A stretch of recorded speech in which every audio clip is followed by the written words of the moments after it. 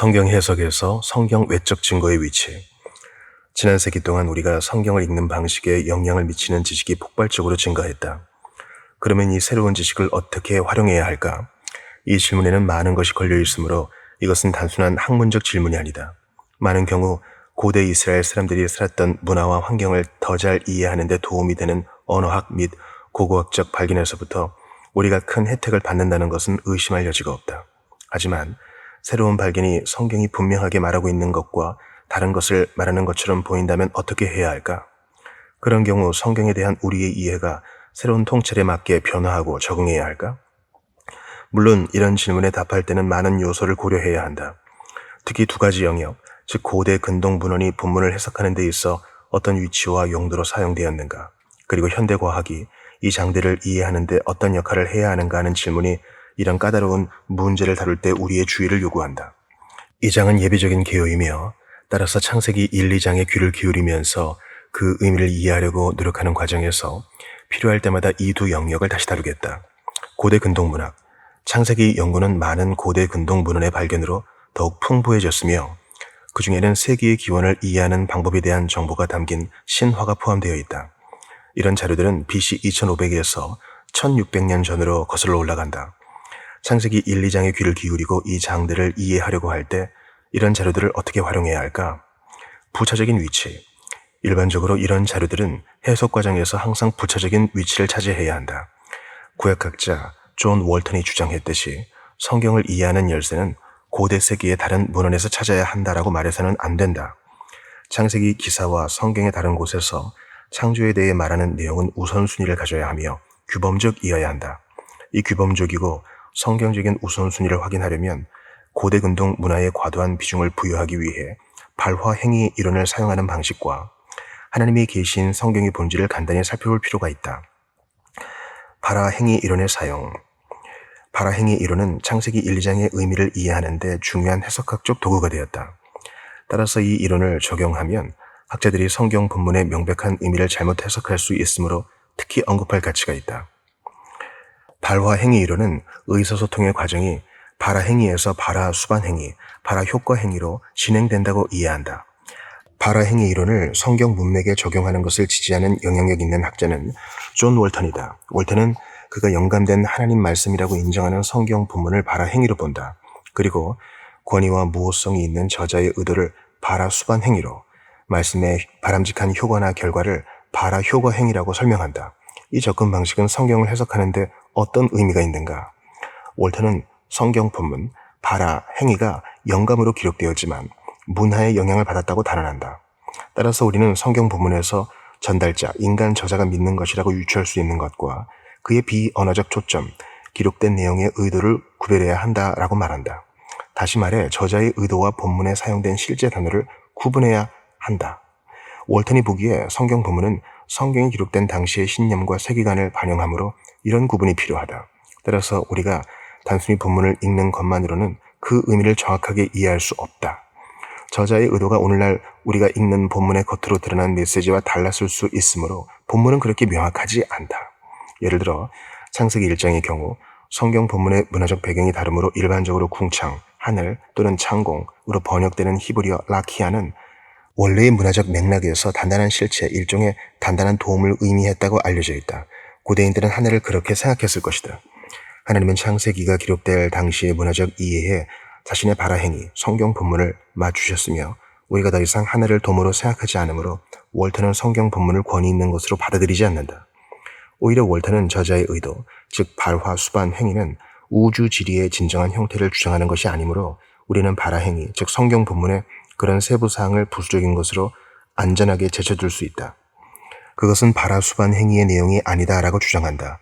실제로 월턴은 본문 발화 행위에 표현된 신념은 종종 저자의 발화 수반 행위, 즉 저자의 의도와 무관하거나 중요하지 않을 수 있다고 말한다.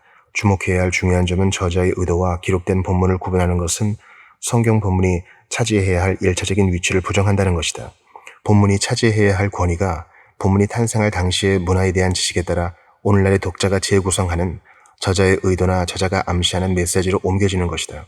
이런 발화 행위 이론의 적용은 잘못된 것이며 본문의 명백한 의미의 명료성을 인정하지 않는 것이다. 주어진 예에서 월턴은 고대 문화의 맥락에서 본문이 고대 우주론을 반영하는 단단한 돔에 대해 말하고 있다고 가정한다. 그러나 7장에서 설명하겠지만 창세기 1장은 궁창이나 하늘을 단단한 덩어리로 묘사하지 않으며 우주론을 제시하지도 않는다. 하나님은 이교 문화에 맞는 언어를 사용하지 않으셨고 앞서 언급했듯이 인간의 관찰 언어를 사용하셨다. 창세기 본문은 그것이 말하는 그대로를 의미한다. 권위가 있는 것은 본문이며 현대학자들이 인간 전달자의 의도라고 판단하는 추정된 의미가 아니다. 다시 말해 우리는 창세기 본문의 진실을 하고 권위 있는 의미를 분별하려고 고대에 대한 최신 문화 연구에 의존해서는 안 된다. 성경은 그 자체로 읽고 해석해야 한다. 이 특정한 경우에서 창세기 1장 8절이 라키아를 하늘이라고 밝히는 것도 주목할 만하다. 성경은 스스로 해석한다. 권위는 문화적 맥락에 따라 파악되는 인간 저자의 의도에 있지 않고 성경 본문에 있다는 점을 유지하는 것이 중요하다. 인간 저자를 통해 역사하시는 한 분의 저자 하나님이 계신다. 하나님이 말씀하시고 의도하시는 것이 성경이 말하고 의도하는 것이다. 우리가 성경 본문에 하나님의 권위가 있다고 받아들이지 않으면 엄청난 결과를 초래할 수 있다. 한 가지 예를 들면 월턴에 따르면 고대 근동 문헌의 의미와 창조 사상을 따라가 보면 고대 근동 사람들은 창조를 물질적인 것을 만드는 것으로 생각하지 않고 모든 것이 기능지향적이라는 것을 알 수 있다. 따라서 고대 세계에서 무언가를 창조한다, 존재하게 한다는 것은 물질적 속성이 아닌 기능을 부여하는 것을 의미한다. 월턴은 성경 내러티브의 권위는 성경 본문, 바라 행위에 있는 것이 아니라 문화의 제약을 받는 저자의 의도, 바라 수반 행위에 있다고 주장하므로 창세기 내러티브를 물질 세계와 우주의 창조를 묘사하는 것이 아니라 하나님이 인간을 위해 우주를 어떻게 기능하도록 설정했는지를 설명하는 것으로 읽는다. 6장에서 살펴보겠지만 이러한 견해는 당연히 도전을 받아왔다. 그러나 더 중요한 것은 창세기 본문뿐 아니라 성경의 다른 본문들도 이런 해석에 반대하는 증언을 하고 있다는 점이다. 하나님은 하늘을 지으셨고 보이는 것은 나타난 것으로 말미암아 된 것이 아니니라 라고 말씀하신다. 우리는 인간의 의도가 아닌 성경 본문에 권위가 있음을 유지해야 한다. 위에 창세기 2에서 볼 수 있듯이 성경 구절의 권위와 무호성을 성경 본문이 아닌 인간 저자의 의도에 부여한다면 문화적 논거를 사용하여 말씀의 명백한 가르침과 모순되는 내용을 성경이 말하게 만들 수 있다. 요약하면 하나님 말씀은 그 자체로 모순되지 않으므로 성경 본문의 명료성뿐 아니라 권위와 모호성을 유지하면서 본문의 명백한 의미를 받아들이는 것이 중요하다. 또한 본문의 장르를 염두에 두고 본문과 같거나 유사한 문제를 다루는 성경의 다른 부분들도 염두에 두는 것이 중요하다. 하나님의 계시인 창세기. 성경을 하나님이 영감하셨음을 진지하게 받아들인다는 것은 창세기 1, 2장을 신뢰할 수 있는 계시로 취급함을 의미한다. 창세기 1, 2장은 인간의 마음과 주변 문화에서 비롯된 것이 아니라 궁극적으로 기록된 내용의 사실임을 보증하시는 하나님 자신에게서 나온 것이다. 창세기 1, 2장에는 세상이 어떻게 시작되었는지에 대한 고대 세계의 의견이 담겨 있지 않다. 창세기 1, 2장은 하나님이 계시다. 따라서 우리는 성경의 처음 장들에서 하나님이 실제로 말씀하시려 했던 바를 21세기에 마침내 알아내려고 최근의 고대 근동 발견에 의존할 필요가 없다. 현재 우리의 문화와 고대 이스라엘 사람들의 문화 사이의 거리를 과소평가해서는 안 되지만 동시에 우리는 전능하신 하나님이 창세기의 창조 기사에 기록된 내용을 모든 시대와 장소, 문화, 환경에 있는 하나님의 백성이 이해할 수 있게 하실 수 있었다고 확신할 수 있다. 이런 하나님 계시의 명료성은 우리가 새로운 발견을 통해 얻을 수 있는 유익을 경시하지 않지만 성경의 의미를 결정하는 데 있어 성경이 차지하는 탁월한 위치를 강조한다.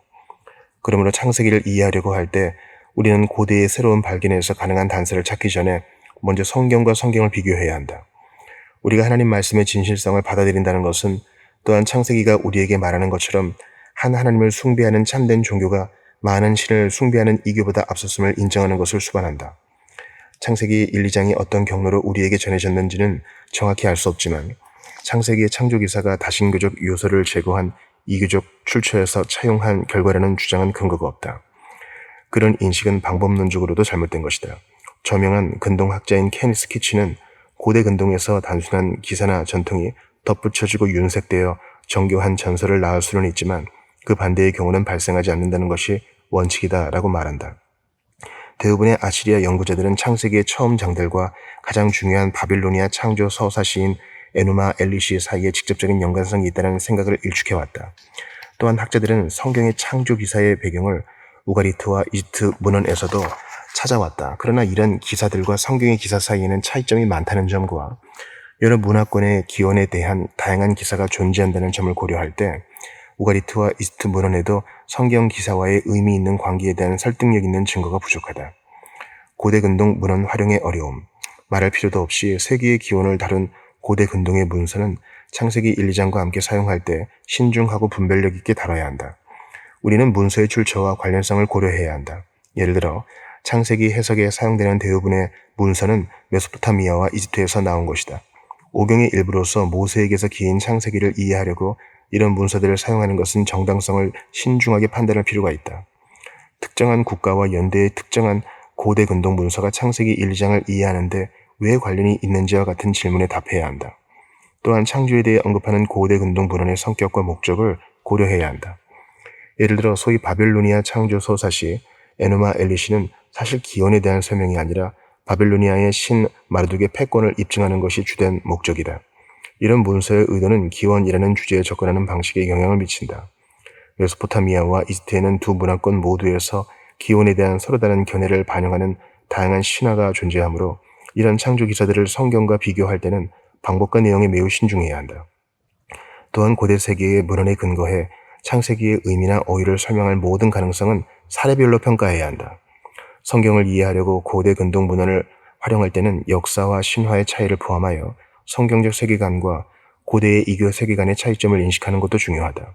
이런 차이점을 이해하면 고대 신화의 사고방식의 맥락에서 창세기가 말하는 바를 제대로 인식할 수 있다. 다음 장에서 살펴보듯이 창세기 1, 2장은 실제의 역사적인 기사로 읽어야 한다. 이 내러티브는 과거에 이 세상이 시작될 때 실제로 일어났던 실제 사건에 대해 알려준다. 하나님은 주권적으로 피조물을 창조하셨다. 하나님과 그분이 만드신 것 사이에는 절대적인 차이가 있다. 역사는 하나님의 창조 활동에서 시작되었다. 하나님은 명령을 내리셔서 천지가 생겨나게 하셨다. 전능하신 창조주는 이 모든 일을 수월하게 하신 것으로 보인다. 창조 사역 이후 하나님은 자신의 계획에 따라 역사를 인도하셨다.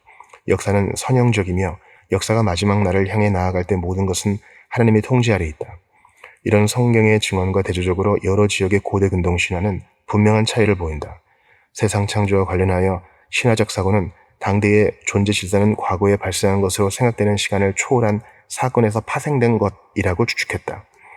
다시 말해 이 시간을 초월한 사건은 실제로 우리가 경험하는 시간의 바깥에 있다.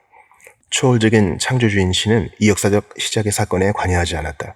또한 태양과 달, 천둥 같은 피조계의 여러 부분과 밀접하게 연관된 많은 신이 있었다. 신들과 자연세계는 구분되지 않았으며 피조물은 신과 동일시되었다.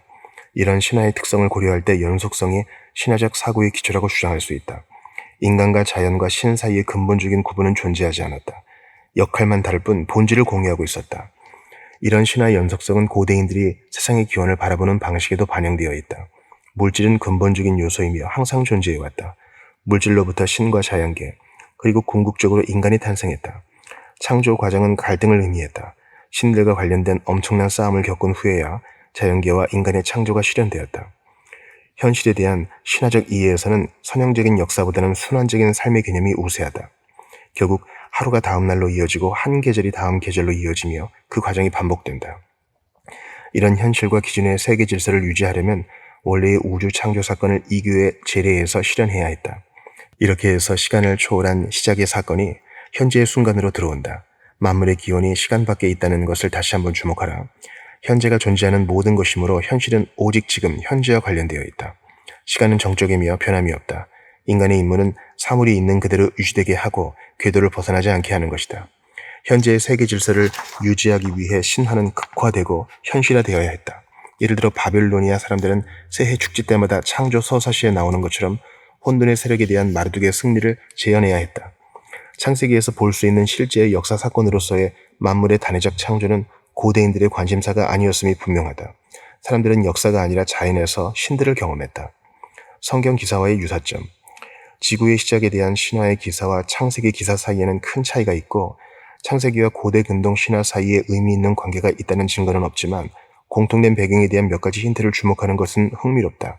특히 기록된 사건의 순서에서 눈에 띄는 유사점을 발견할 수 있다.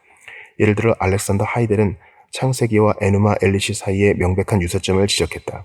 둘 다 어둠 속에서 원시 혼돈의 신화적인 창조, 빛, 궁창, 육지, 광명, 인간, 신들의 휴식으로 창조의 순서가 비슷해 보인다. 그럼에도 하이델은 에노마 엘리시와 창세기 1장 1절부터 2장 3절 사이에는 명백한 유사성을 완전히 무의미하게 만드는 많은 차이점이 있다라고 결론지었다. 이집트 신화의 창조 이야기에 대해서도 비슷한 언급을 할 수 있다. 고든 존스턴은 경쟁하는 성역들로 대표되는 이집트의 4대 창조 신화가 모두 생명이 없고 혼돈스러우며 물이 깊은 심연, 물 위를 움직이는 신성한 바람, 빛의 창조, 태초의 물 속에 원시 언덕의 출현, 물 가운데 궁창의 창조와 유사, 땅 위의 물과 함께 하늘의 생성, 물의 분리를 통한 하늘의 바다 형성, 분리를 통한 육지의 형성, 인류 창조, 태양 창조라는 같은 줄거리를 따르면서 약간의 변형이 있음을 자세히 설명한다. 마지막 두 가지는 분명히 성경의 순서와 일치하지 않지만 전체적으로 상관관계가 두드러진다. 그러면 창세기와 고대 신화 사이의 이런 유사성을 어떻게 설명할 수 있을까? 눈에 띄는 유사점이 있는 경우 신화는 창세기에 나오는 지구와 인류의 시작에 대한 원래 하나님의 계시에 대한 손상된 기억을 바탕으로 만들어졌을 가능성이 높다. 메리를 온거는 다음과 같이 말한다. 창세기 기사는 다른 기사들의 과장 및 변질과 비교할 때 가장 순수할 뿐 아니라 어디에서나 하나님이 영감하셨다는 명백한 인상을 남긴다. 성경 내러티브는 이런 전통들이 지녀야 했던 원래의 형태를 나타낸다고 결론 내릴 수 있다. 결론. 창세기의 창조 기사는 고대 근동 신화에서 만나는 개념과는 거리가 멀다. 고대 근동의 자료를 활용해 창세기 1, 2장을 연구할 때는 이런 심오한 차이를 고려해야 한다. 따라서 창세기의 창조 기사를 이런 이교 신화와 비교하는 것은 많은 한계가 있다. 이런 한계는 이어지는 지면에서 성경의 기사를 이해하려고 고대 근동 신화를 드물게 사용하는 데에도 반영되어 있다. 창세기 본문에 대한 더 많은 통찰력을 제공하는 데 적절할 경우는 고대 근동 자료를 고려하겠지만 이 책의 초점은 창조주가 자신의 사역에 대한 권위 있는 계시로 우리에게 주신 성경의 처음 두 장에 귀를 기울이는 데 있다. 과학과 일반 계시. 성경 이해에 영향을 미칠 수 있는 두 번째 중요한 성경 외적 요소는 과학이다. 주류 진화 과학은 오늘날 창세기 1, 2장을 해석하는 데 막대한 영향을 미치고 있다. 따라서 우리는 과학의 특성과 한계를 간단히 고려할 필요가 있다. 과학자들은 자연 세계를 연구하고 조사하므로 우리는 하나님의 창조 세계를 통해 주시는 일반 계시에 대해서도 생각해 보아야 한다. 하나님은 피조물과 기록된 말씀을 통해 자신을 계시하시므로 우리는 이 두 가지 계시의 원천이 무엇을 계시하며 서로 어떻게 관련되어 있는지 고려해야 한다. 먼저 과학과 관련된 성경 계시의 본질과 한계를 고려한 다음 일반 계시가 무엇을 알려주는지 살펴보자. 다음으로 과학의 특성과 한계를 고려하고 마지막으로 성경과 과학이 유익한 방식으로 상호작용할 수 있는 방법을 살펴보겠다. 성경은 과학 교과서가 아니다. 과학주의가 성경의 처음 장들을 해석하는 데 많은 영향을 미치면서 창세기 1장에 대한 비전통적 해석은 종종 성경이 과학 교과서가 아니므로 과학이 이 장들을 올바로 이해하는 길을 보여주어야 한다는 말로 정당화된다.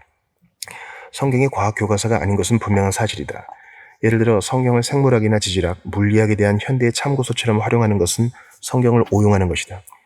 성경은 우리가 살고 있는 세상에 대해 현재 발견하고 있는 과학적 사실을 알려주려는 목적으로 기록된 것이 아니다. 창세기 1장의 창조 기사에서 강조하는 것은 하나님이 모든 것을 창조하신 정확한 방식과 과정이 아니라 하나님이 창조주라는 사실이다. 이와 관련하여 오즈월드 앨리스가 지적한 바에 주목할 필요가 있다. 앨리스는 31절로 된 한 장에서 하나님이 총 32번 반복적으로 언급된다고 지적한다. 따라서 앨리스는 창세기 1장의 가장 중요한 핵심 사상은 하나님이 우주와 우주가 포함하는 모든 것의 창조주이시라는 것이다. 이것이 바로 위대한 사실이다. 어떻게 만들어졌는지가 아니라 누가 만들었느냐가 중요하다라고 결론지었다. 창세기 1장에서 시작하는 성경은 하나님이 자신을 계시하시는 것에 대한 이야기다. 실제로 성경의 가장 중요한 목적은 하나님의 은혜와 자비, 예수 그리스도 안에 있는 하나님 구원의 기쁜 소식을 계시하는 것이다. 이를 위해 하나님은 세상의 기원과 완전한 상태, 죄에 빠진 인간의 타락, 구세주가 오시고 성령이 부어질 때까지의 구속사를 우리에게 계시하셨다.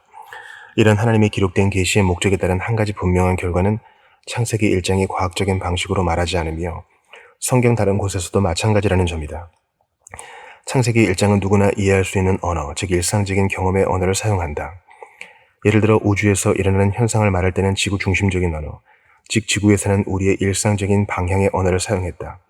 예를 들어 태양아 머무르라 라는 여호수아의 말이 태양이 지구 주위를 돈다는 것을 증명한다고 말하는 것은 너무 많은 것을 주장하는 것이다. 여호수아는 억지로 해석해서는 안 되는 일상적인 언어를 사용했다. 태양이 정지에 있다고 믿는 오늘날에도 우리는 여전히 일출과 일몰을 말한다. 그래서 우리는 아름다운 일몰이 있을 때 지구의 자전이 얼마나 아름다운가라고 말하지 않는다. 우리는 일상적인 경험의 언어로 지구 중심적으로 말한다. 마찬가지로 그분은 땅의 원 위에 앉아 계신다라고 말하는 이사야 40장 22절 일부만으로는 세상이 둥글다는 것을 증명할 수 없다. 이 원은 아마도 지평선을 가리킬 것이다. 성경은 우리의 지구 중심적 방향에 따라 말하고 있다. 마지막 예로 지구가 태양을 돌고 있다는 현대적 개념은 시편 93편 1절에 나오는 세계도 견고히 서서 흔들리지 아니하는 도다라는 구절로서 반증된다. 여기서도 시인은 인간의 관찰 언어를 사용하고 있다. 우리는 이런 언어 사용에 과학적인 해석을 적용하지 않게 매우 주의해야 한다. 칼빈은 창세기 1장 6절을 논하면서 이런 유명한 말을 했다. 여기서는 눈에 보이는 세상의 형태 외에는 아무것도 다루지 않는다. 천문학과 다른 난해한 인문과학을 배우려는 사람은 다른 곳으로 가라.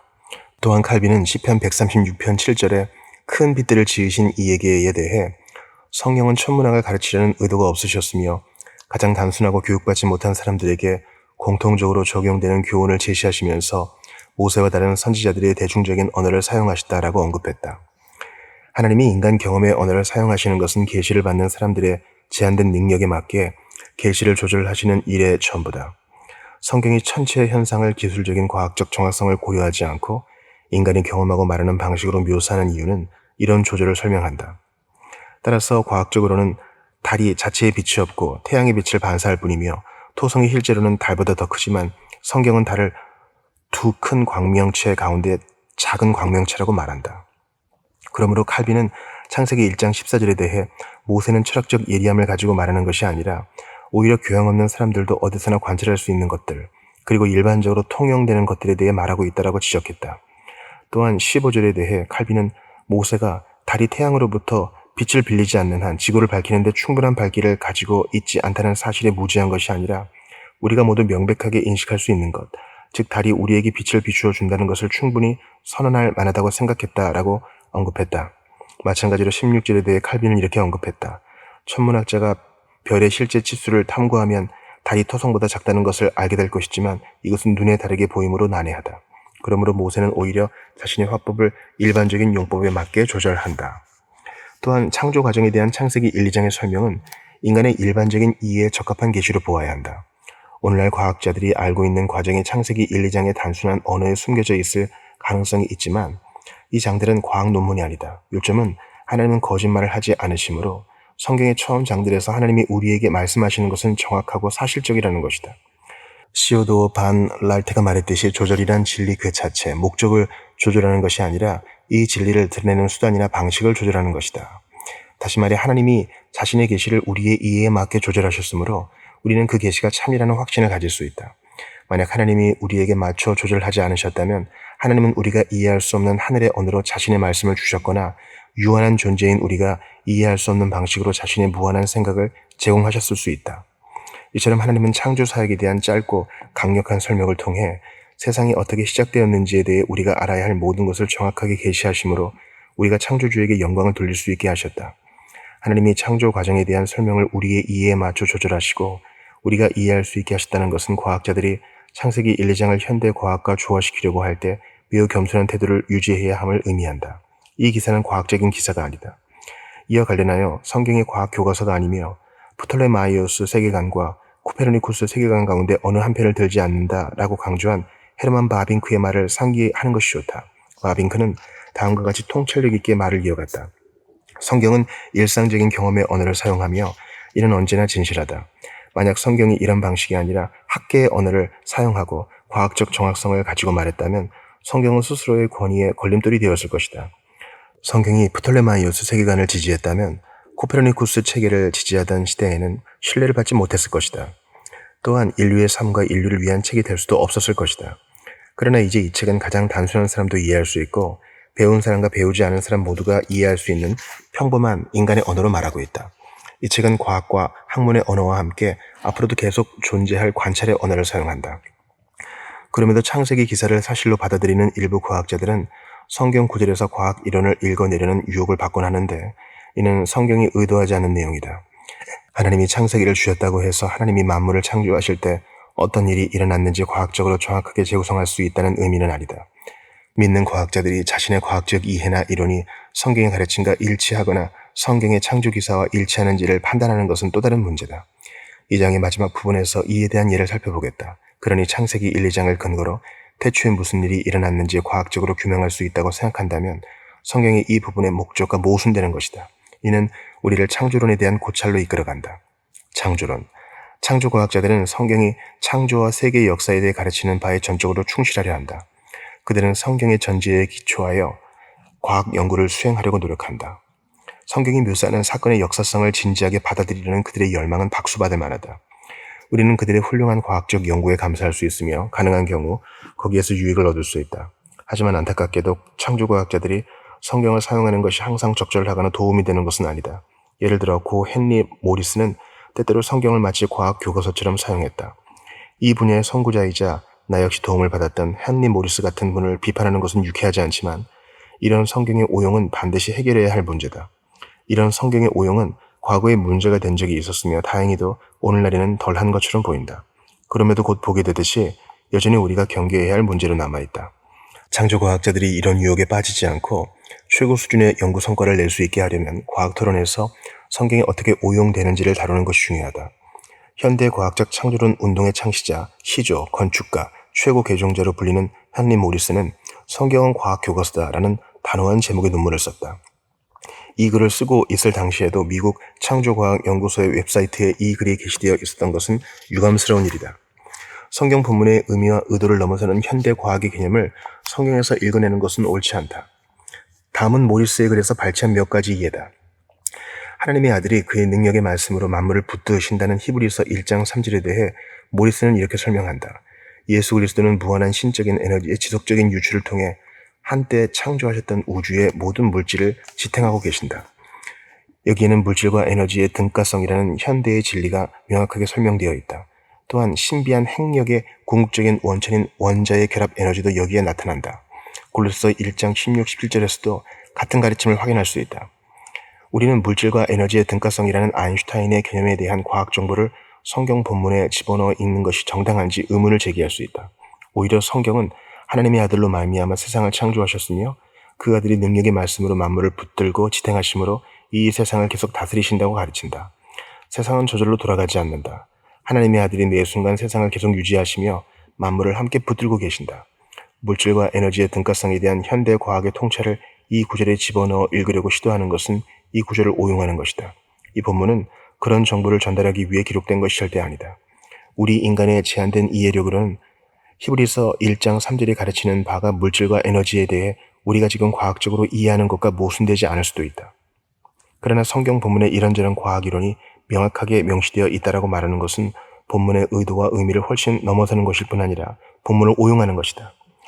또 다른 예는 누가 접시 저울로 산들을 막대 저울로 언덕들을 달아보았으랴라는 수사학적 질문에 던지는 이사야 40장 12절과 관련된 것이다. 이사야 40절의 맥락에서 분명한 대답은 하나님이다. 그러나 모리스는 이 구절을 지질하게 맥락에서 다음과 같이 설명했다.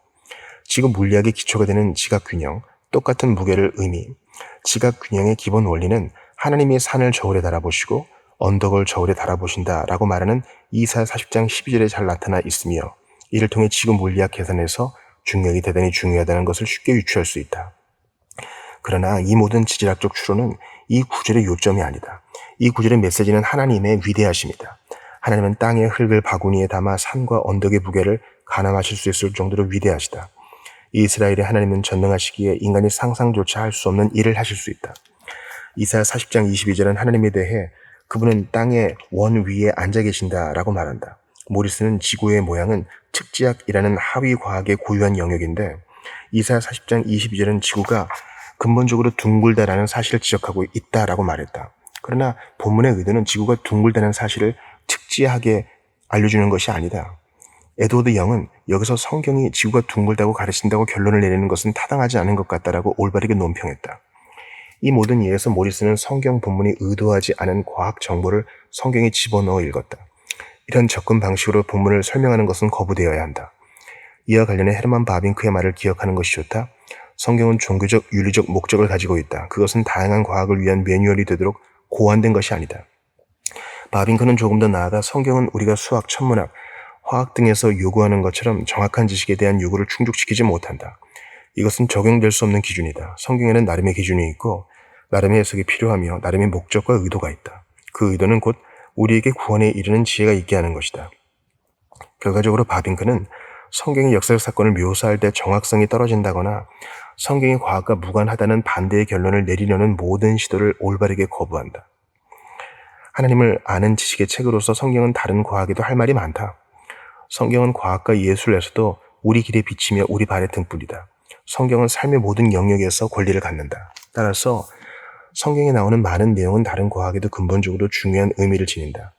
인류의 창조와 타락, 인류의 통일성, 홍수, 민족과 언어의 발생 등은 다른 과학에도 가장 중요한 사실이다. 그러나 바빙크는 성경은 결코 의도적으로 과학 자체에 관심을 두지는 않는다라고 제약해낸다. 이와 관련해 바빙크보다 어린 동시대 학자 게알더스 보스의 말을 들어보는 것도 좋다.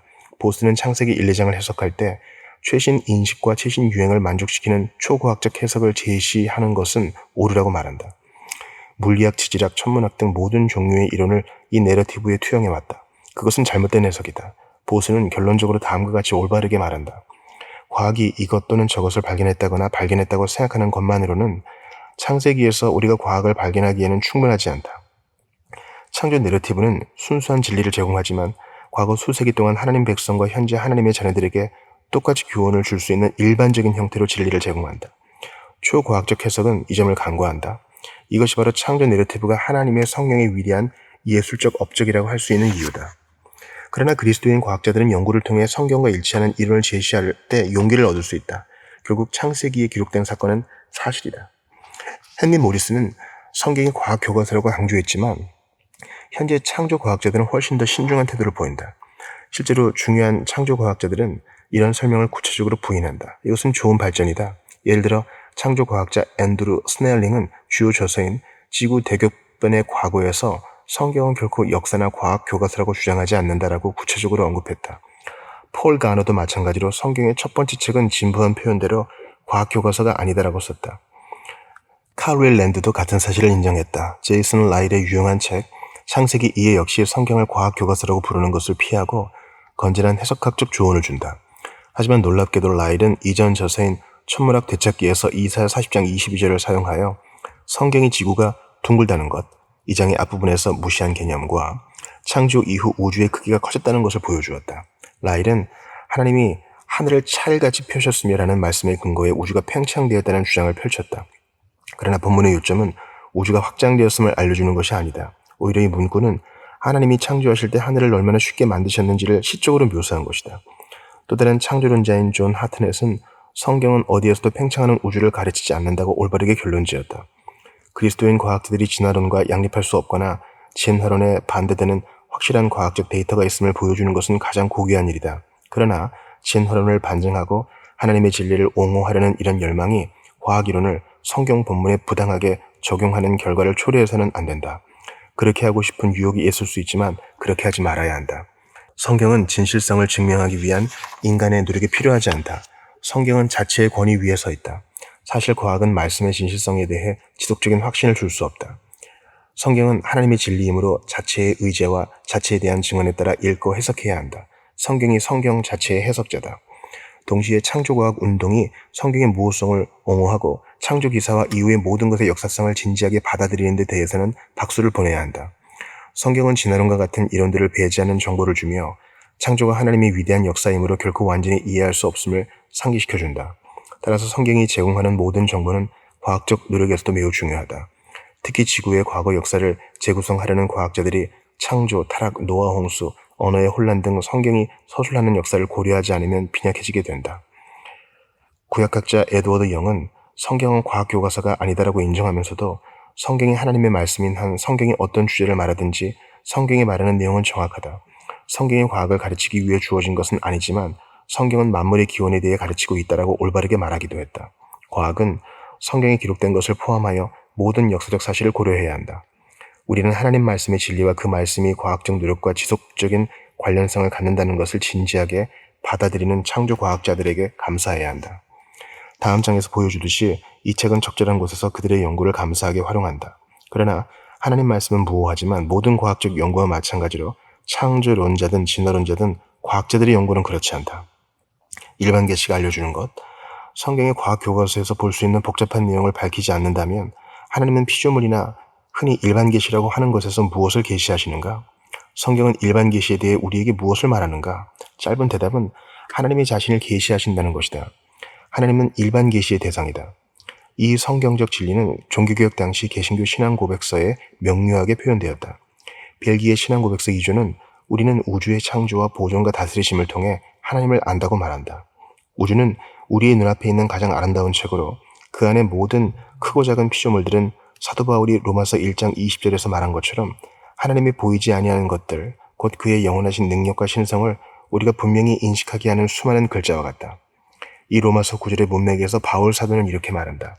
하나님의 진노가 불의로 진리를 막는 사람들의 모든 경건하지 않음과 불의에 대하여 하늘로부터 나타나나니 이는 하나님을 알만한 것이 그들 속에 보임이라. 하나님께서 이를 그들에게 보이셨느니라. 창세로부터 그의 보이지 아니하는 것들, 곧 그의 영원하신 능력과 신성이 그가 만드신 만물에 분명히 보여 알려졌나니 그러므로 그들이 핑계하지 못할지니라. 일반 계시는 하나님과 그분의 위대하심을 매우 분명하게 보여주므로 모든 사람이 하나님의 영광을 알 책임이 있다. 칼빈은 로마서 1장 19절에 대해 인간을 하나님의 세계를 보는 존재로 창조하신 것은 그토록 장엄한 이미지를 관조함을 통해 세상의 창조주이신 하나님에게로 인도하시려는 목적이라고 썼다. 다윗이 하늘이 하나님의 영광을 선포하고 궁창이 그의 손으로 하신 일을 나타내는도다 라고 외치는 데서도 비슷한 메시지를 들을 수 있다. 히브리시에서 전형적인 평행법대로 이 구절의 첫 번째와 두 번째 부분의 메시지는 근본적으로 같다. 칼빈은 이 구절에 대해 이렇게 말했다. 하늘은 우리에게 하나님의 영광을 선포한다.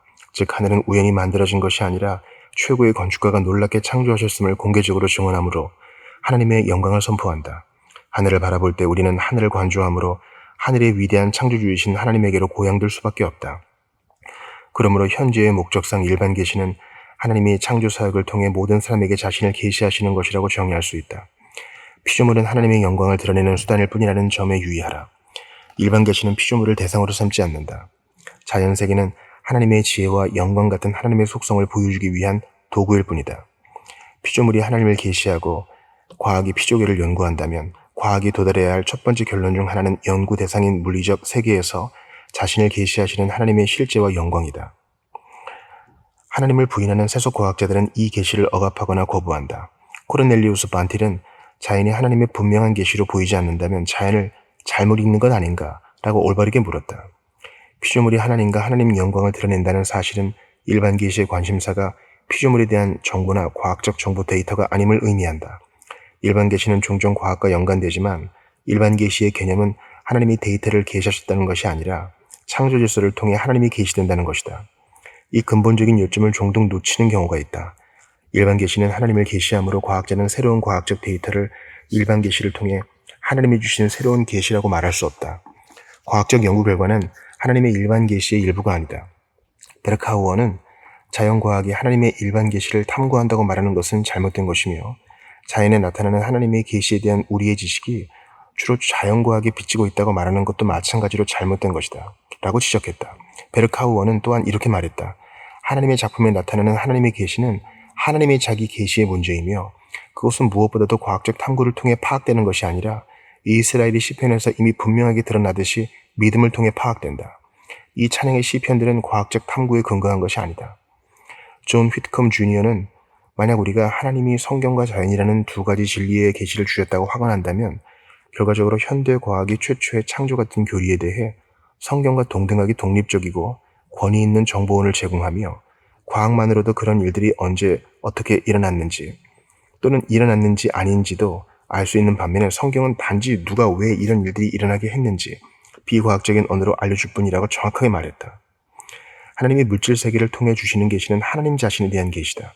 오해를 방지하려고 하나님이 창조 사역에서 과학적 데이터가 아니라 자신을 계시하신다고 주장할 때 우리는 하나님의 창조 사역이 그리스도인들이 탐구하고 과학적으로 분석할 수 있는 정보를 준다는 것을 부인하지 않음을 분명히 해야 한다. 그리스도인 과학자들은 하나님의 작품을 관찰하고 연구할 수 있는 영광스러운 특권을 갖고 있다. 이는 하나님이 인간에게 주신 사명의 일부다. 인간은 땅을 정복하고 땅을 다스려야 한다. 피조물은 분명히 연구해야 할 많은 정보를 준다. 그러나 성경은 이 모든 데이터를 계시라고 부르지 않는다.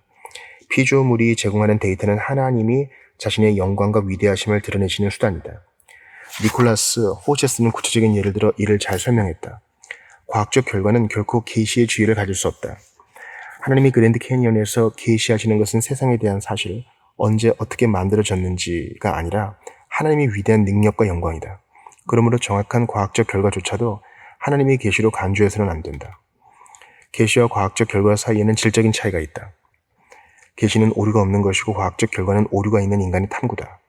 피조물을 통한 하나님의 일반 계시가 하나님과 그분의 영광과 능력을 계시한다는 성경의 분명한 증언에도 불구하고 복음주의권 또는 보수주의권에서는 일반 계시의 범위를 자연과 과학 이론에 대한 우리의 지식까지 포함하도록 확장하려는 시도가 있어 왔다. 두 가지 예를 들 수 있다. 1987년 데이비드 디엘은 일반 계시가 하나님뿐 아니라 과학적 발견도 계시한다는 주장을 담은 중요한 논문을 발표했는데 이 논문은 여전히 논란이 되고 있다. 디엘은 자신이 복음주의자들이 주목해야 할 4가지 의제라고 부르는 항목들을 설명하므로 자기 주장을 뒷받침했다.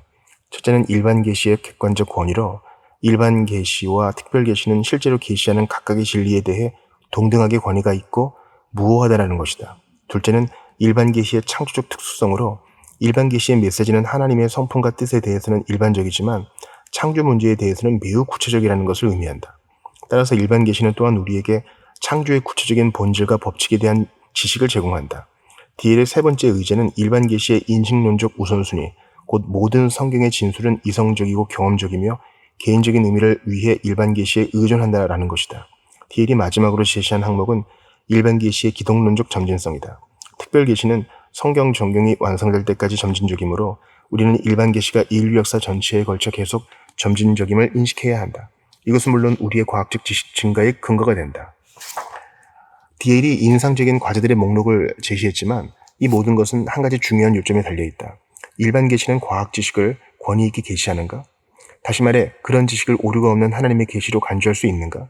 디엘은 두 번째 항목에서 일반 계시가 우리에게 창조의 구체적인 본질과 법칙에 대한 지식도 제공한다는 개념을 어떻게 정당화했을까? 디엘은 시편 19편 1절을 언급하며 자연은 하나님의 영광뿐 아니라 그의 손으로 하신 일도 계시한다라고 말했다. 이 자연 계시에는 창조주에 대한 지식뿐 아니라 창조주가 만드신 것들에 대한 지식도 있다. 하나님은 피조물이 하나님을 계시할 뿐 아니라 피조물 자체를 계시하게 하신다. 논의하고 있는 성경 구절은 다음과 같다. 하늘이 하나님의 영광을 선포하고 궁창이 그의 손으로 하신 일을 나타내는도다. 히브리시에서 흔히 볼 수 있는 것처럼 저자 다윗은 두 번째 행이 첫 번째 행에 주된 생각을 반복하는 평행법을 사용한다. 다시 말해 궁창이나 하늘이 하나님의 솜씨를 선포할 때 그것은 하나님의 영광을 선포하는 것이다. 이 사실은 이 단락 앞부분에서 이미 간략하게 언급했다. 이런 이해는 논란의 여지가 없으며 널리 받아들여지고 있다. 다시 말해 시편 19편을 사용해 일반 계시의 목적이 창조의 구체적인 본질과 법칙을 드러내는 것이라고 주장할 수 없다. 다시 말해 시편 19편은 과학자들이 추론한 그런 법칙이 오류가 없는 하나님의 계시임을 암시하는 데 사용될 수 없다. 디엘이 자기 입장을 정당화하는 두 번째 근거는 로마서에서 찾을 수 있다. 디엘은 이렇게 말한다. 로마서 1장 20절은 하나님의 보이지 않는 속성이 하나님이 창조하신 것들을 통해 인식되고 이해된다고 가르친다. 다시 말해 하나님에 대한 지식은 피조물에 대한 지식을 통해 그리고 피조물에 대한 지식과 함께 온다. 하나님의 지혜와 영광 같은 하나님의 속성을 하나님이 창조하신 것들을 통해 인식할 수 있다는 것은 사실이다. 이런 의미에서 피조물을 아는 것이 하나님의 영광을 이해하는 데 도움이 된다고 말할 수 있다. 그러나 이 모든 것은 일반 계시가 우리에게 창조의 구체적인 본질과 법칙에 대한 지식을 준다고 말하는 근거는 아니다. 로마서 1장 20절은 하나님이 보이지 아니하는 것들, 곧 그의 영원하신 능력과 신성이 그가 만드신 만물에 분명히 보여 알려졌나니 그러므로 그들이 핑계하지 못할지니라 라고 말한다. 이 구절은 우리가 하나님의 작품을 통해 하나님의 속성을 알 수 있음을 분명히 한다. 그러나 이 계시의 과학 법칙과 이론을 포함할 수 있음을 암시하는 내용은 여기에 어디에도 없다. 일반 계시는 하나님의 위대하심과 영광을 드러낸다. 과학적 발견은 하나님의 계시가 아니다. 또한 디엘은 자신의 주장을 정당화하는 근거로 하나님이 자기를 증언하지 아니하신 것이 아니니 곧 여러분에게 하늘로부터 비를 내리시며 결실기를 주시는 선한 일을 하사 음식과 기쁨으로 여러분의 마음에 만족하게 하셨느니라 라는 사도행전 14장 17절을 언급했다. 이 구절이 일반 계시가 과학 법칙을 계시한다는 디엘의 주장에 어떻게 도움이 될 수 있는지는 불분명하다. 디엘 자신도 이 구절에 대해 우리가 창조의 사물을 관조할 때 하나님을 아는 지식을 얻는다라고 올바르게 언급했다. 결론적으로 일반 계시를 확장하여 과학적 발견을 하나님의 권위 있는 계시에 포함하려는 디엘의 주장은 설득력이 없다. 보수주의권에서 일반 계시의 범위를 과학적 발견을 포함하도록 확장하려는 또 다른 시도는 헤르만 도예베르트의 철학 체계를 지지하는 사람들 사이에서 찾을 수 있다. 이들은 일반 계시는 하나님의 지혜를 계시하고 과학은 그 지혜를 발견한다라고 말함으로써 일반 계시를 과학적 연구 결과와 연결하려고 시도했다. 특히 이들은 한 성경 본문을 사용하여 과학적 결과가 일반 계시이며 따라서 과학의 발견은 하나님의 새로운 계시를 제시한다는 주장을 정당화했다. 이사야 28장 23에서 29절은 농부를 가르치시는 하나님에 대해 말한다. 농부가 파종할 밭을 준비하는 방법을 아는 이유는 하나님이 그에게 적당한 방법을 보이사 가르치셨기 때문이다. 농부의 추수 기술도 경영은 기묘하며 지혜는 광대하신 만군의 여호와께로부터 난 것이다. 그러므로 이 본문의 요점은 농부가 창조 계시를 통해 하나님의 손이 하신 일에서 하나님의 음성을 들음으로 배웠다는 것이다. 그러나 이사야 28장을 이렇게 일반 계시 이해에 대한 근거 본문으로 사용할 수 있을까? 개혁주의 신학 역사에서 이 본문이 이런 식으로 사용된 적은 없다. 바빙크는 하나님이 자기 계시로서의 일반 계시를 논의할 때 이 구절을 언급했다. 그러나 바빙크는 일반 계시가 일반적으로 창조에 대한 우리의 지식의 원천으로 여기지 않음을 보여주는 맥락에서 이 본문을 언급한다. 바빙크는 어떤 의미에서 우리가 직업과 사업, 상업과 산업, 예술과 과학에서 습득하고 적용하는 자연과 역사에 대한 모든 지식은 하나님의 계시에서 기인한다고 말할 수 있다고 썼다. 하나님의 인도 아래 인간은 점점 이해하는 법을 배운다. 농부에게 밭일하는 방법을 가르치시는 분이 하나님이라고 말하는 성경 자체가 이를 증언한다. 그러나 피조물의 존재는 하나님과 구별되며 자연과 역사도 그 자체로 그리고 그 자체를 위해 연구될 수 있으므로 하나님에 대한 지식과 하나님의 피조물에 대한 지식은 일치하지 않는다. 후자의 경우에서 우리는 일반적으로 계시를 지식의 원천으로 말하지 않는다. 계시에서는 하나님을 알 수 있게 된다. 그러므로 바빙크에 따르면 일반 계시에서는 과학적 사실이 아니라 하나님을 알 수 있게 된다. 이사야 28장 23에서 29절은 좀 더 자세히 살펴볼 필요가 있다. 이 본문은 농부가 하나님의 지시에 따라 어떻게 밭을 갈고 씨를 뿌리고 추수하는지를 설명한다. 26절은 그의 하나님이 그를 가르치신다. 하나님이 그에게 농사의 원리를 가르치신다 라고 번역할 수도 있다. 추수의 기술은 수확하는 작물에 따라 다르다. 이도 만군의 여호와께로부터 난 것이라. 그의 경영은 기묘하며 지혜는 광대하니라. 요점은 하나님이 농부에게 필요한 지혜를 주셔서 계절을 관찰하고 자연의 법칙에서 원리, 농사의 원리를 추론하게 하심으로 땅을 준비하고 작물을 파종하고 마침내 수확하기에 가장 좋은 시기를 결정할 수 있게 하셨다는 것이다. 이 모든 말씀은 하나님이 자기 백성을 심판하신다는 더 큰 맥락에서 주어진다. 농사에 대해 아무것도 모르는 사람들이 농부가 하는 일의 지혜를 조롱하고 의문을 제기하는 것처럼 사람들은 하나님을 비웃고 하나님이 자기 백성에게 하시는 일에 규칙이나 이유가 없다고 생각한다. 그런 사람들은 자신의 무지를 인정하고 농부의 방법에서도 깨달을 수 있는 하나님의 지혜를 인정하는 것이 더 나을 것이다. 하나님은 피조계의 자연법칙에서 배우는 데 필요한 통찰력과 지혜를 농부에게 부여하심으로 농부를 가르치신다.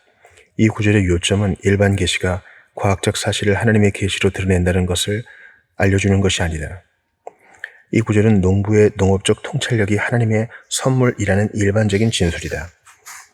호체스는 과학이 우리에게 하나님의 새로운 계시를 가져다 준다는 개념을 뒷받침하는데 이사야 28장을 사용할 수 있다면 자연과학의 정확한 결과는 계시적 진리로 취급되어야 한다라고 올바르게 지적했다. 또한 이 일반 계시는 현재 진행 중인 계시가 될 뿐 아니라 여전히 지속적으로 확장되는 계시가 된다. 그 결과 자연과학의 발견은 특별 계시와 함께 일반 계시로서 성경의 자료와 동등한 위치에 서게 될 것이다. 그러나 과학의 결과를 일반 계시와 동일시할 수는 없다. 일반 계시는 하나님을 계시하는 것이지 과학적 데이터를 계시하는 것이 아니다. 이 둘은 구별되어야 한다. 하나님의 피조물은 하나님의 영광을 드러낸다. 또한 성경은 이런 하나님의 계시가 명백하고 분명하다고 말한다.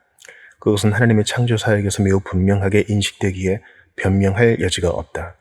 그러나 과학적 데이터는 항상 명확하고 분명한 것이 아니다. 우리가 지금 이 지점에 도달하는 데는 수세기가 걸렸다. 그리고 하나님은 우리가 과학적 데이터를 명백한 것으로 보기를 바라지 않으신다. 하나님은 욥이 닫거나 인식할 수 있는 능력을 넘어서는 것이 창조에 대한 지식이라고 도전하지 않으셨는가? 하늘은 하나님의 영광을 선포한다. 이것은 분명하게 드러나 있지만 하늘에 대한 과학적 사실은 여전히 발견되고 있으며 그렇게 분명하지 않다. 요약하면 성경과 일반 계시는 모두 하나님의 영광을 드러낸다. 성경은 특히 그리스도의 오심에서 절정에 이르는 피조물에 대한 하나님 사랑의 역사를 이야기하므로 그렇게 한다. 피조물은 창조주의 영광과 권능을 보여주므로 그렇게 한다. 이 시점에서 일반 계시에 대한 논의에서 자주 언급되는 성경 구절인 시편 19편의 특정 측면을 자세히 살펴보는 것이 유익하다. 이 시편은 피조물과 말씀에 나타난 하나님의 자기 계시의 관계를 파악하는 데 도움이 된다. 이 시편은 창조의 한 측면, 즉 우리가 자연 법칙이라고 부르는 것에 대해 말하는 방식에서 우리가 어떻게 하나님의 영광을 볼 수 있는지 좋은 예를 제시한다. 이에 시편 19편과 자연법칙, 이 시편은 크게 두 부분으로 나뉜다. 처음 6구절은 피조물인 하늘이 어떻게 하나님의 영광을 선포하는지를 말한다. 7에서 14절은 율법과 하나님 말씀에 계시된 여호와의 영광을 말한다. 이런 비유를 통해 이 시편은 절정으로 나아간다. 예를 들어 우리는 별이 쏟아지는 밤하늘을 바라보며 하나님의 위대하심과 영광에 감탄할 수 있다. 그러나 기록된 말씀을 읽으면 하나님의 영광과 능력이 훨씬 더 풍성하게 보인다. 시편의 전반부에서는 창조주를 하나님이라고 한 번만 언급하고 후반부에서는 하나님의 언약 이름인 여호와라는 이름만 7번 사용하고 있다는 점이 놀랍다. 메시지는 분명하다. 피조물, 즉 일반 계시는 모든 인류가 다가갈 수 있는 것이지만 언약의 하나님을 온전히 드러낼 수는 없다. 오직 특별 계시를 통해서만 하나님을 온전히 알 수 있다. 또한 이 시편은 언약의 하나님이신 여호와에 대해 알지 못하면 피조계와 그 세계가 드러내는 하나님의 영광을 진정으로 이해할 수 없음을 분명하게 보여준다. 시편 19편은 이렇게 시작한다. 하늘이 하나님의 영광을 선포하고 궁창이 그의 손으로 하신 일을 나타내는도다. 하늘은 어떻게 하나님의 영광을 선포할까? 이의 선포는 말없이 이루어진다. 하늘은 조용한 위엄으로 하나님의 영광을 선포한다. 언어도 없고 말씀도 없으며 들리는 소리도 없으나 달리 말하면 실제적인 언어나 말이 없으며 음성이 말 그대로 들리지 않는다라는 것이다. 그렇다면 하늘과 궁창, 즉 하늘은 어떻게 하나님의 영광을 선포할까? 헤르만 리더보스가 설명하듯이 하늘은 하나님이 자신의 규범에 따라 그들에게 주신 임무를 수행함으로 하나님의 영광을 선포한다. 그 임무가 무엇일까? 궁창은 물을 분리하기 위해 창조되었다. 천체들, 즉 해와 달과 별들은 낮과 밤을 구분하거나 구획하고 징조와 계절과 날과 해를 정하는 것이 임무다. 하늘과 천체는 자신의 임무를 충실히 수행하므로 표준이나 측량물 자체처럼 보이므로 그들의 움직임은 규칙적이고 예측이 가능하다. 이것이 바로 문자 그대로 그들의 측량줄이 온 땅에 뻗어나간다 라고 읽을 수 있는 히브리어 본문의 문맥이다. 따라서 이 구절은 그들의 법이 온 세상에 선포된다 라고 번역할 수도 있다.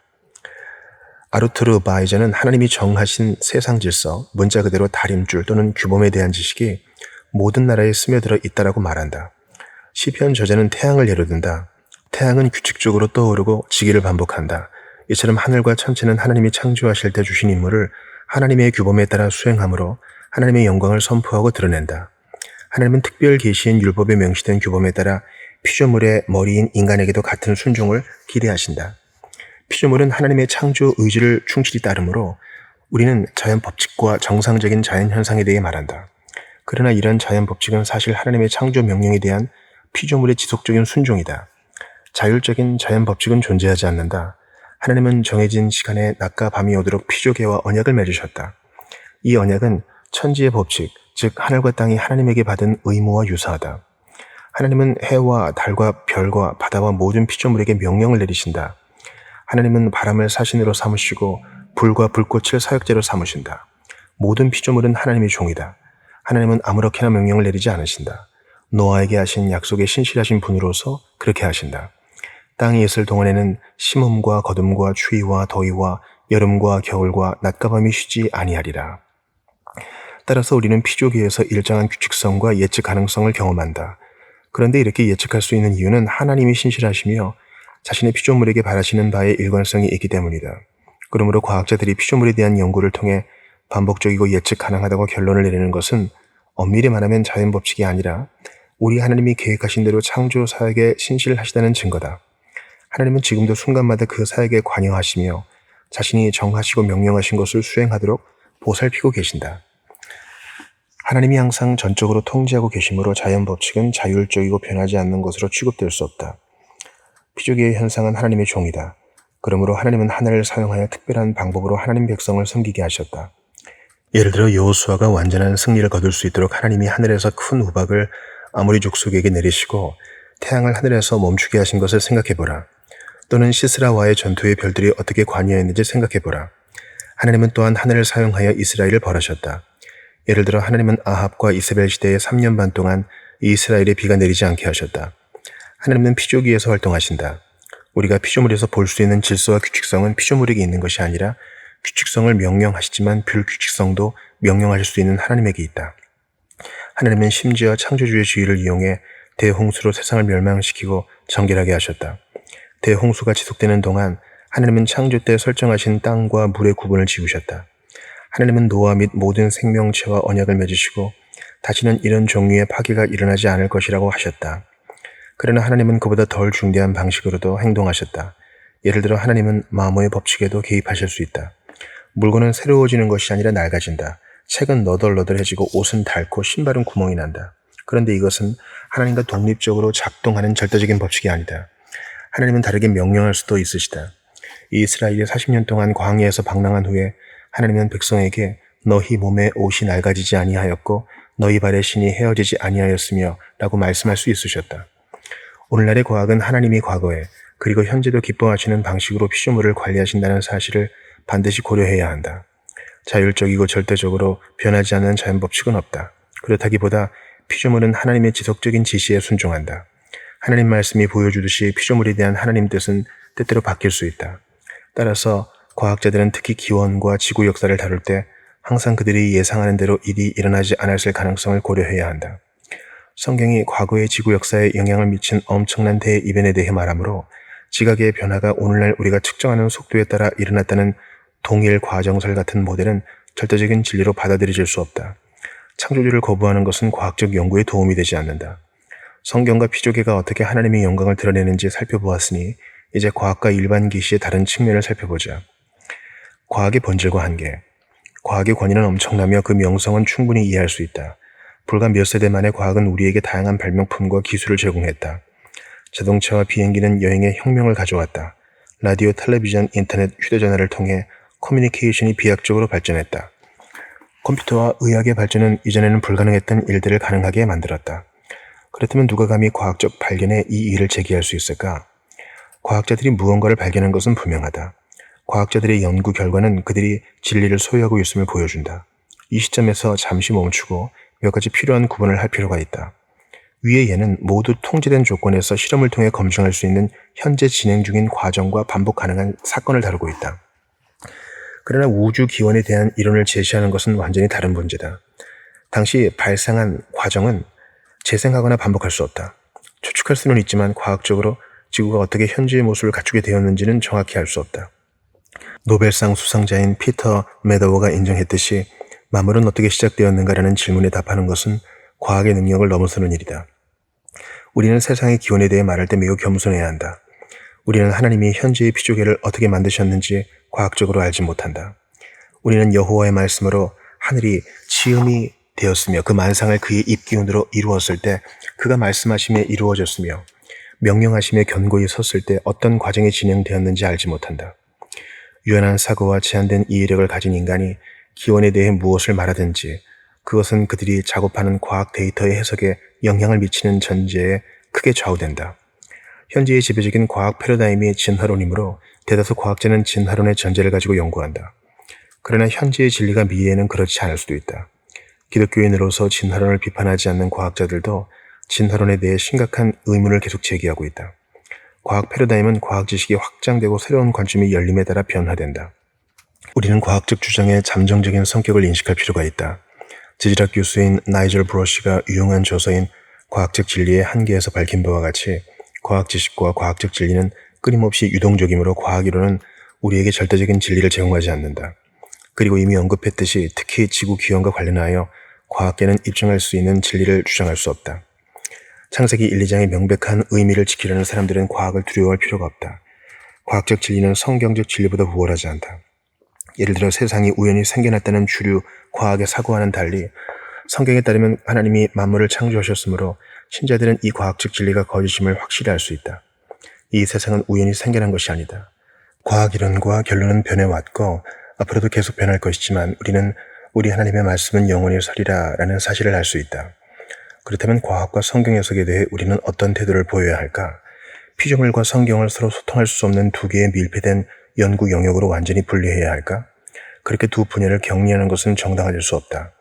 성경을 연구하는 목적과 피조물을 연구하는 목적이 다르다는 것은 인정할 수 있지만 우리는 하나님이 두 가지 모두의 궁극적인 저자라는 사실에 직면하게 된다. 창세기의 처음 장들이 피조물을 다루고 있으므로 우리는 성경을 과학과 어떻게 연관시켜야 하는가 하는 질문을 피할 수 없다. 하나님의 말씀과 과학, 하나님의 말씀과 과학의 관계를 고려할 때는 적어도 4가지 주요 사항을 고려해야 한다. 1. 과학 연구는 창조 명령과 일치한다. 2.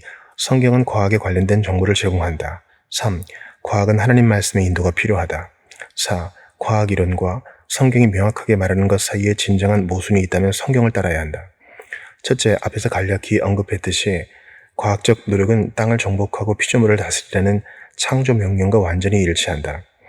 당연히 현대과학은 서구 사상에 대한 유대 기독교적 영향의 산물이다. 기독교인들은 과학 역사의 선두에 서왔다. 성경을 믿는 것과 자연과학을 추구하는 것 사이에는 아무 충돌이 없다. 아이작 뉴턴, 로버트 보일, 존 로크와 같은 현대 과학의 선구자들이 과학의 주제를 다룰 때 먼저 성경을 조사하는 접근 방식을 장려했다는 점은 흥미롭다. 이 학자들은 과학을 연구할 때 성경을 매우 중요한 자료로 여겼다. 피터 해리스는 성경의 내용, 성경이 불러일으킨 논쟁, 성경 권위의 변화, 그리고 가장 중요하게 개신교도들이 성경을 읽는 새로운 방식 등 적어도 17세기 자연과학의 출현에 중심적인 역할을 했다라는 믿을 만한 논지를 제시했다. 성경을 읽는 새로운 방식은 문자 그대로의 역사적 의미로 본문을 이해하는 것이었다. 개신교 종교개혁은 성경을 우화적이고 상징적으로 해석하는 방식을 제안하므로 이런 문자적 접근의 중요성을 강조했다. 창세기의 처음 장들을 문자 그대로 읽는 것은 과학적 탐구에 중요한 동기를 부여하는 데 특히 중요했다. 이 논지를 고려할 때 오늘날 창조과학 운동의 문자주의자들이 진정한 과학적 탐구의 가장 큰 반대자로 여겨지는 것은 매우 아이러니한 일이라고 할 수 있다. 성경이 과학 교과서는 아니지만 과학자들은 자신들의 연구와 관련해 성경에서 발견되는 모든 정보를 활용해야 한다. 그런 정보는 정말 신뢰할 수 있다. 이 관찰은 두 번째 주요 고려사항, 즉 성경이 과학의 적절한 실행과 기대에 필수적인 정보를 제공한다는 사실로 이어진다. 어떤 사람들은 성경이 과학 교과서가 아니므로 성경과 과학 사이의 충돌을 피하려면 성경은 누가와 왜에 대한 질문에 답하고 과학은 어떻게에 대한 질문을 처리한다는 것을 깨달아야 한다고 말할 수 있다. 이런 접근 방식에서 성경과 과학은 서로를 보완하며 적대적일 수 없다. 그러나 이런 이분법은 너무 깔끔하고 단순하며 실제로는 작동하지 않는다. 현실은 훨씬 더 복잡한데 이는 성경이 실제로 우리가 사는 실제 세계에 대해 말하고 있기 때문이다. 그러면서 성경은 특히 기원과 관련해 과학자들이 고려해야 할 관련 정보를 줄 수 있다. 아무도 창조를 목격하지 않았지만 하나님은 그곳에 계셨으며 하나님은 연구하고 고려할 필요가 있는 기사를 말씀 가운데 제공하셨다. 그런 연구 결과는 기원에 대한 과학 이론을 세우는 데 영향을 미칠 것이다. 죄에 빠진 타락과 창세기의 홍수는 과학 연구에 실제적인 영향을 미칠 수 있는 성경 정보의 또 다른 예다. 성경을 무시하는 과학자는 자신의 연구에 도움이 될 수 있는 관련 사실을 무시할 수 있다. 성경은 과학적 관심사를 다룰 때도 신뢰할 수 있다. 모든 성경은 하나님의 감동으로 된 것으로 신자가 모든 선한 일을 행할 능력을 갖추게 한다는 사실은 성경이 가르치는 것이 무엇이든 전달하는 정보가 무엇이든 신뢰할 수 있음을 의미한다. 이런 의미에서 성경은 과학적 노력에서도 우리에게 도움과 힘을 줄 수 있다. 따라서 바빙크가 지적했듯이 성경은 결코 의도적으로 과학 자체에 관심을 두지 않으며 엄격한 의미에서 과학 서적이 아니다라는 것은 사실이지만 성경에 관련된 많은 내용은 신학을 제외한 다른 과학에도 근본적으로 중요한 의미를 지닌다라고 할 수 있다. 이 진리는 결코 무시할 수 없다. 바빙크는 과학적 사실에 따른 수정에는 열려 있었지만 결과적으로 성경의 우위를 정당하게 유지했다.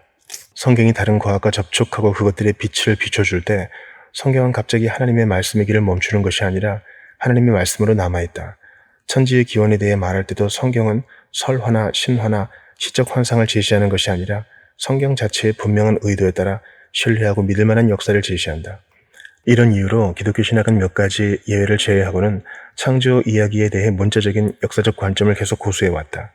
성경의 모호성을 확고하게 옹호한 프리스탄의 벤저민 워필드가 성경을 존중하면서도 진화론을 받아들이는 사람의 예로 자주 인용되는 것은 유감스러운 일이다. 워필드가 이 점에 대해 오해의 소지를 남긴 것은 분명하지만 워필드가 진화를 지지했다고 말하는 것은 사실이 아니다. 프레드 제스펠은 자신의 연구를 바탕으로 이렇게 결론지었다. 때때로 신중하게 정의된 진화 가능성을 인정하며 말했지만 워필드는 진화를 명시적으로 긍정하지 않았다. 오히려 워필드는 자신이 30살 무렵에 진화론을 거부했으며 여전히 확신하지 못한다고 단언했다. 리빙스턴과 노리슨 논문은 증거를 반영하지 않은 것이며 워필드를 진화론자로 보는 일반적인 이해는 거부되어야 한다.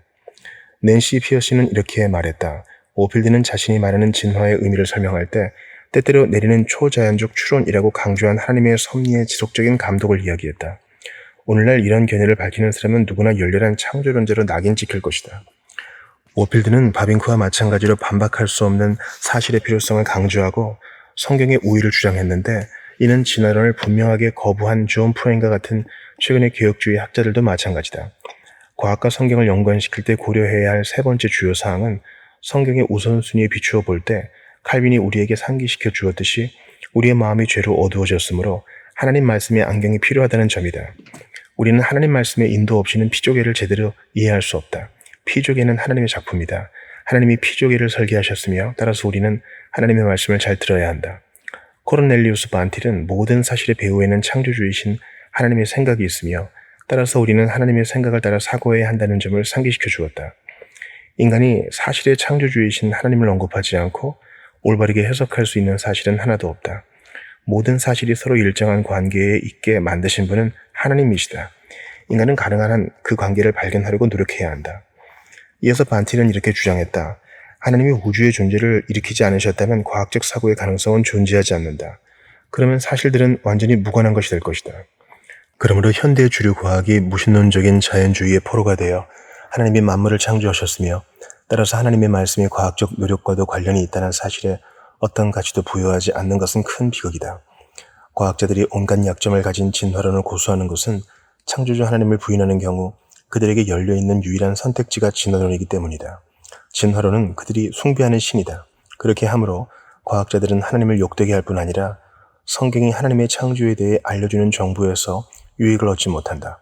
이런 정보는 태초 창조의 기원, 죄로 인한 타락, 창세기 홍수, 만물이 그리스도 안에 함께 있다는 깨달음뿐 아니라 어떤 인간도 피조물 또는 하나님이 피조물을 다스리시는 법칙을 완전히 이해할 수 없다는 겸허한 현실도 포함한다.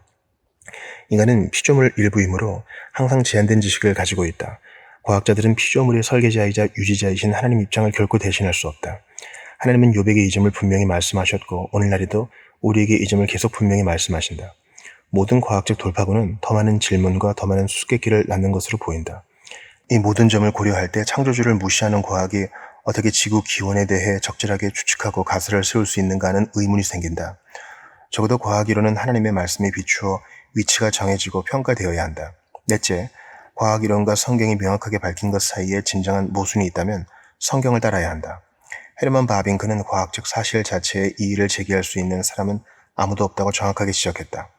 그러나 바빙크는 지질학을 예로 들면서 이런 사실들은 지질학자들이 제시하는 사실에 대한 해석과 엄격하게 구별되어야 한다. 지구가 보여주는 현상과 지구 과학 연구자들이 이런 현상과 연결하여 내리는 조합이나 가설, 결론은 전혀 다른 것이다. 바빙크는 지각이 물에 의해 퇴적된 것으로 보이는 여러 지층으로 구성되어 있으며 일정한 순서로 생성된다는 점 등 모두가 동의하는 지질학적 사실에 대해서도 언급한다. 그러나 바빙크는 지질학적으로 오랜 시간이 걸렸다는 당시 주류 과학의 결론을 그대로 받아들이는 것에 대해 주의를 기울였다. 과학자들은 데이터 해석에 영향을 미치는 자신만의 세계관이 있다. 지질학은 창조 역사를 만들어낼 수 없다. 그러나 성경에는 창조 역사가 있다. 바빙크는 지질학의 한계 때문에 자연 그대로의 지질학 정보에 근거해 현재 도출된 결론을 사실로 받아들이는 것을 경계해야 한다고 결론 지었다. 바빙크는 성경과 모순되는 과학이 언젠가는 스스로 수정할 것이라고 희망했다. 지질학에 대한 바빙크의 관찰은 다른 과학에도 적용될 수 있다. 자연 그대로의 정보에 대해서는 쉽게 동의할 수 있지만 제시된 해석은 의문과 의심을 불러일으킬 수 있다. 해석이 옳다는 것을 어떻게 확신할 수 있을까? 이 세상의 기원에 대한 과학적 탐구의 경우 이용할 수 있는 과학적 정보에 근거해 그런 확신을 얻는 것은 사실상 불가능하다.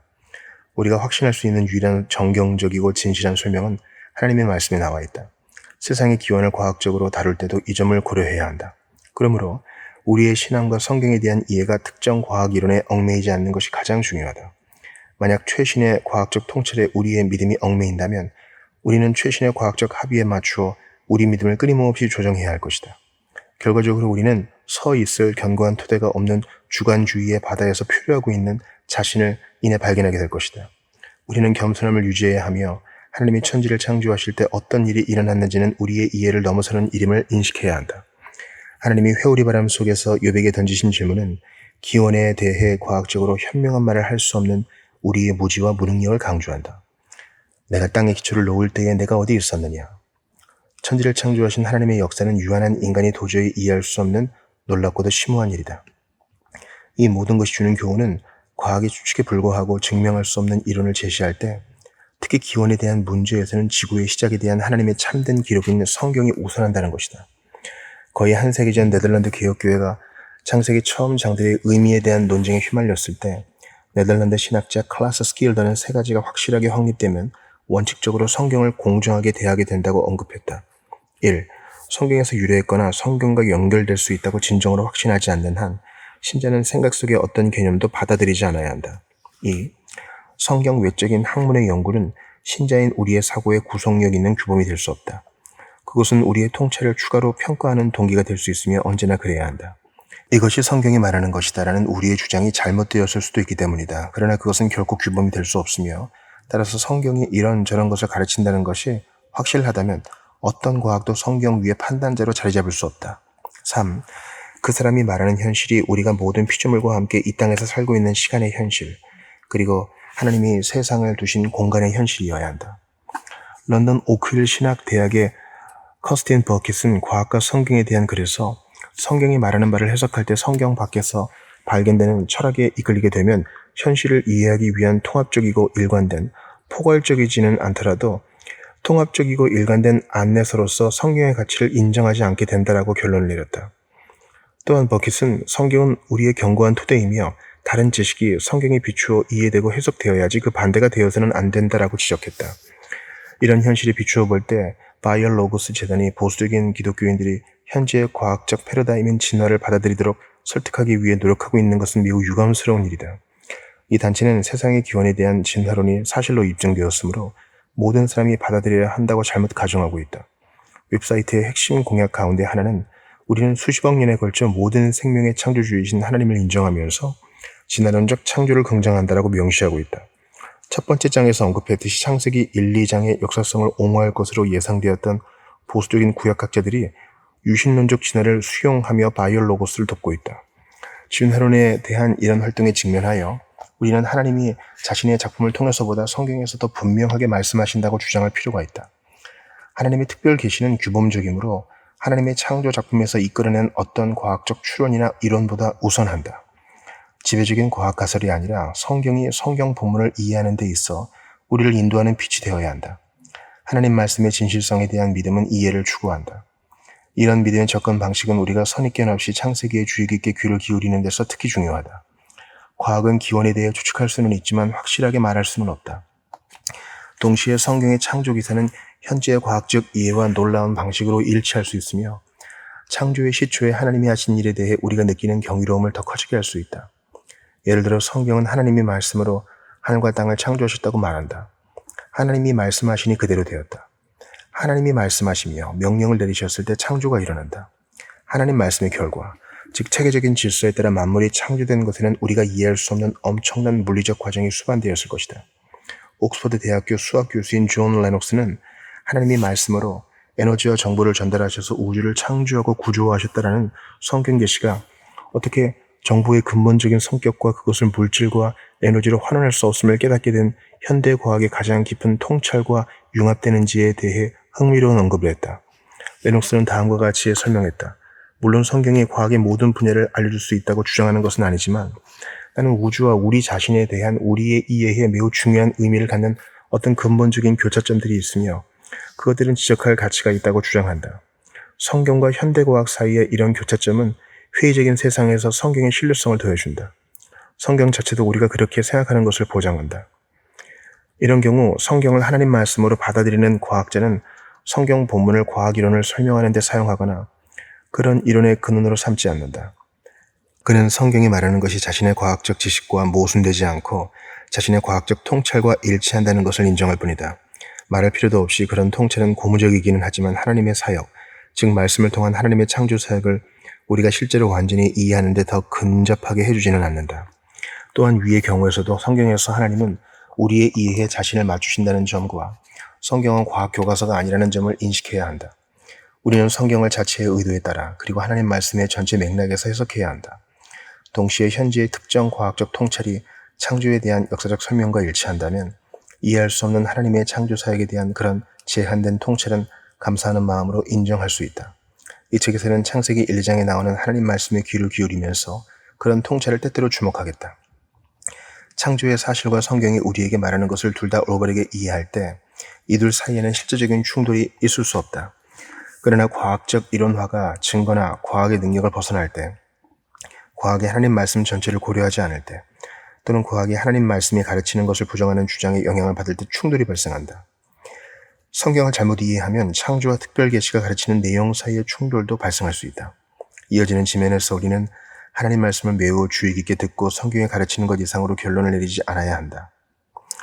창조와 과학에 대한 한 교회 보고서는 성경과 과학의 조화 문제에 대해 지적으로 만족스러운 해결책을 찾지 못하는 우리의 무능력이 현대사회에서 하나님과 하나님 말씀에 대한 우리 믿음이 시험받는 방식 중 하나라는 결론을 내려야 할지도 모른다고 적절하게 말했다. 그러나 우리 믿음은 세상을 이기는 승리라는 약속이 있으므로 낙심할 이유가 없다. 우리 믿음은 사람의 지혜가 아니라 하나님의 능력에 근거한다. 창세기 처음 장들을 공부할 때 우리는 무엇보다도 성경이 말하는 바를 듣고 본문이 스스로 말할 수 있게 시간을 할애해야 한다. 우리 주변의 창세기와 과학에 대한 온갖 소음 속에서 우리는 먼저 하나님이 말씀하시는 것에 주의를 기울여야 한다.